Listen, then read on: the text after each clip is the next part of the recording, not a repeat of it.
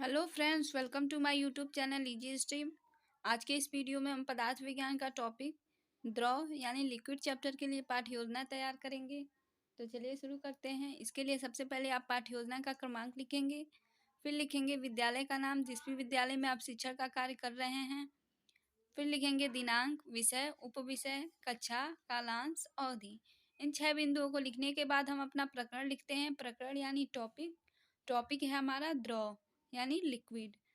प्रकरण लिखने के बाद हम उद्देश्य को लिखते हैं। उद्देश्य में 2 तरह का उद्देश्य होता है, एक सामान्य उद्देश्य और एक विशिष्ट उद्देश्य। सामान्य उद्देश्य हमारे सब्जेक्ट से रिलेटेड होता है, ये साइंस सब्जेक्ट से रिलेटेड है। आप पिछले वीडियो या पिछले पाठ्य योजना के अनुसार इसको लिख सकते हैं। फिर आता है विशिष्ट उद्देश्य। विशिष्ट उद्देश्य में 3 तरह का उद्देश्य लिखते हैं, ज्ञानात्मक उद्देश्य, दूसरा बोधात्मक उद्देश्य और तीसरा अनुप्रयोगात्मक उद्देश्य।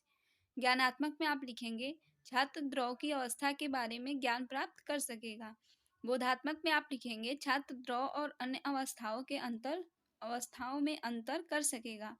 फिर लिखेंगे अनुप्रयोगात्मक उद्देश्य, छात्र द्रव अवस्था की जानकारी प्राप्त करके अपने जीवन में पदार्थ की अवस्था के बारे में जानकारी दूसरों को दे सकेगा।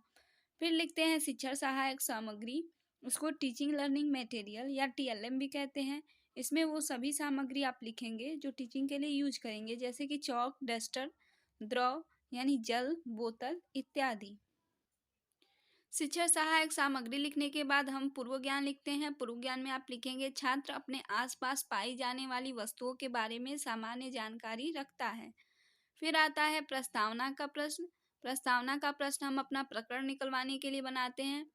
तो इसके लिए आपको एक टेबल बनानी है जिसमें 3 कॉलम रहेगा। पहले में क्रमांक, दूसरे में छात्र-अध्यापिका कथन या क्रिया, चौथे में छात्र या छात्रा कथन या क्रिया। तो पहला क्वेश्चन आप बच्चों से करेंगे कि बच्चों, हमारे जीवन के लिए क्या क्या आवश्यक है? तो बच्चे बताएंगे भोजन, हवा, जल इत्यादि। फिर आप दूसरा प्रश्न करेंगे कि भोजन पकाने से पहले हम क्या करते हैं? तो बच्चे बताएंगे पानी से हाथों को तथा सब्जियों को धोते हैं। फिर आप तीसरा प्रश्न करेंगे जल या पानी क्या है? तो बच्चे बताएंगे द्रव है। फिर आप चौथा प्रश्न करेंगे कि द्रव किसे कहते हैं? तो ये समस्यात्मक प्रश्न हो जाएगा। फिर आप अपना उद्देश्य कथन लिखेंगे कि बच्चों, आज हम द्रव के बारे में विस्तृत अध्ययन करेंगे। फिर आता है प्रस्तुतिकरण। प्रस्तुतिकरण के लिए भी आपको एक टेबल बनानी है जिसमें 4 कॉलम रहेगा। पहले में क्रमांक, दूसरे में शिक्षण बिंदु, तीसरे में छात्र अध्यापिका कथन या क्रिया, चौथे में छात्र या छात्रा कथन या क्रिया। तो पहला आपका शिक्षण बिंदु होगा यानी टॉपिक द्रव यानी लिक्विड। तो आप इससे पहले बच्चों से विकासात्मक प्रश्न करेंगे कि द्रव किसे कहते हैं। तो बच्चे मौन हो जाएंगे। फिर आप अपने स्पष्टीकरण द्वारा बच्चों को समझाएंगे। पदार्थ यानी हमारे आसपास पाई जाने वाली जितनी वस्तुएं हैं, ये मुख्यतः 3 प्रकार की होती हैं, ठोस, द्रव तथा गैस। छात्र क्रिया में छात्र ध्यानपूर्वक सुनेंगे जिनमें हम द्रव के बारे में पढ़ेंगे। द्रव पदार्थ की वह अवस्था या रूप होता है जिसका आकार अनिश्चित तथा आयतन निश्चित होता है। फिर आप दूसरा शिक्षण बिंदु आता है द्रव का आयतन। इसके लिए आप बच्चों से प्रश्न करेंगे कि द्रव के आयतन से आप क्या समझते हैं।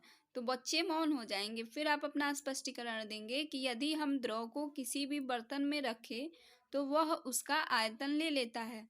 द्रव के आकार के अनिश्चितता का अर्थ है द्रव को हम यदि किसी पात्र या बर्तन में रखते हैं वह उसका आकार ग्रहण कर लेता है, इसलिए इसका कोई निश्चित आकार नहीं होता है। छात्र क्रिया में छात्र ध्यानपूर्वक सुनेंगे।